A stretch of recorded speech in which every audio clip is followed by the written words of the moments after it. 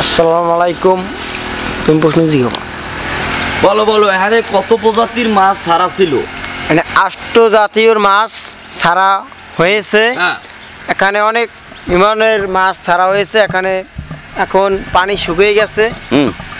এই পানি একটু শুকিয়ে মাটিতে খেয়ে ফেলেছে। এই সেই ব্যক্তি মাটিতে শুকিয়ে খাইয়া লাগছে, ভালো কথা খাইয়া লাগছে। 8000 প্রজাতির মাছ এখানে ছাড়া ছিল। তো এই মাছ সময়ের বিবর্তনে হারাই গেছে। এই হচ্ছে সেই ব্যক্তি, যে ব্যক্তি বিভিন্ন সময়ে বিভিন্ন জায়গায় ঘুরে যেয়ে থাকেন। তো এখানে এসে কেমন লাগছে? জায়গাটা এসে এখানে অনেক সুন্দর, ভালো লাগছে। এখানে আবার আসবো আমরা বাগানটায়। আর কিছু বলার নাই? আর কিছু আমি বলতে পারবো না। আর কিছু বলার নেই। এখন আপনাদেরকে একটা বিষয়, আসেন আমাদের সাথে চলে আসেন, এদিকে যাওয়া যাবে না।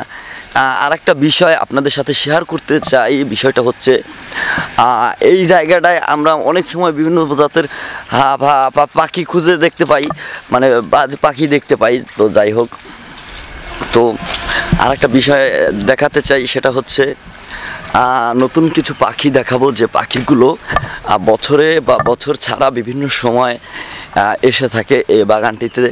পিছনে দেখতে পাচ্ছেন বাগানটির বিভিন্ন পর্যটন এলাকা দেখতে পাচ্ছেন, কিন্তু খুব ক্লিয়ারভাবে দেখাচ্ছি আপনাদের।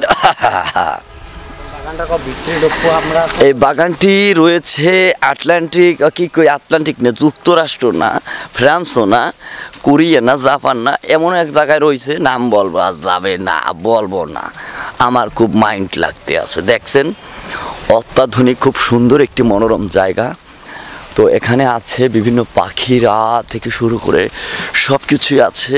তো দেখাচ্ছি ঘুরিয়ে ঘুরিয়ে আপনাদেরকে। দেখতে পাচ্ছেন আমরা কিন্তু একের পর এক নতুন নতুন